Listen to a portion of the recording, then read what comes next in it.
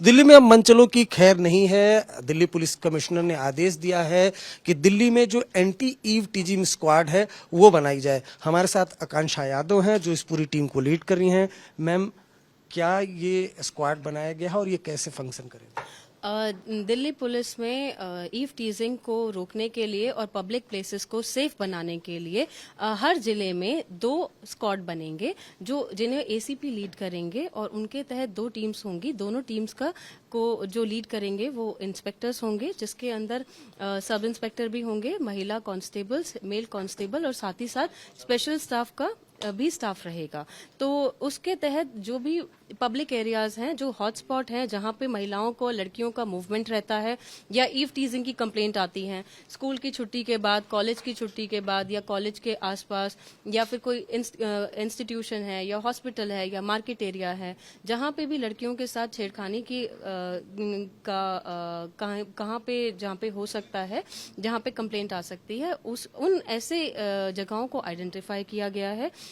Daily basis पे ये जो 2 टीम्स हैं ये इन एरिया को चेक करेगी, साथ ही साथ अपने डिकॉय भी भेजेगी, जो डिकॉय पुलिसकर्मी होंगे जो ऐसे जो भी केसेस होते हैं, अगर जो महिला पुलिसकर्मी है वो साधारण लड़की की, स्कूल गोइंग लड़की की वेशभूषा में उसकी तरह तैयार होके जाएगी और वहां पे अगर उसके साथ ऐसा कोई इंसिडेंट होता है तो जो टीम है उस पर तुरंत कार्रवाई करेगी। जो उत्तर प्रदेश में एंटी रोमियो स्क्वाड बना था, कई तरह की शिकायत आई थी, मॉरल पुलिसिंग भी हो जाती है उसमें, उसको लेकर क्या रणनीति?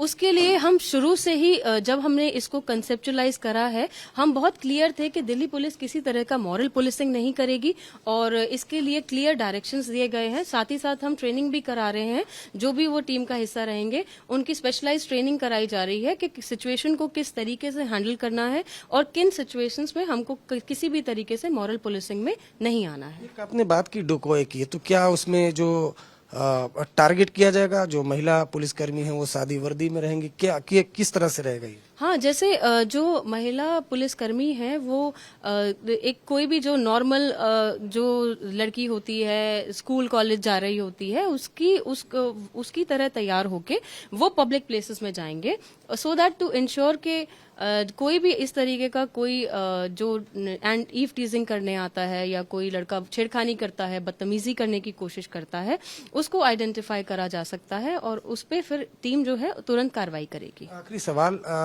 हॉटस्पॉट की बात की जाए तो क्या हॉटस्पॉट आइडेंटिफाई किया गया है?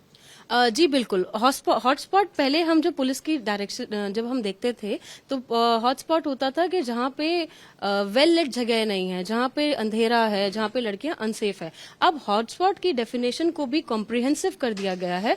अब 3 तरीके से हम हॉटस्पॉट देखते हैं। सबसे पहले तो कि जहां पे जो जगहों पे लाइट नहीं है, जहां अंधेरा है वो, दूसरा जहां पे मोबाइल का कनेक्शन ठीक से नहीं आ पा रहा है वो, और तीसरी जगह वो है जहां, जैसे दूसरी जगह मैं कहूँ हॉस्पिटल की पार्किंग हो गई या फिर मॉल्स की पार्किंग जहाँ पे आपका सिग्नल नहीं आ रहा है या फिर कोई ऐसी गलियां जहाँ सिग्नल नहीं है, और तीसरा वो एरिया है जो थोड़ा जंगल में एरिया है या फिर कोई जो थोड़ा हमारे नाले होते हैं उसके अराउंड एरिया है जहाँ पीसीआर का प्रेजेंस बहुत ज्यादा नहीं हो पाता है, उसको भी हमने हॉटस्पॉट पे डाला है।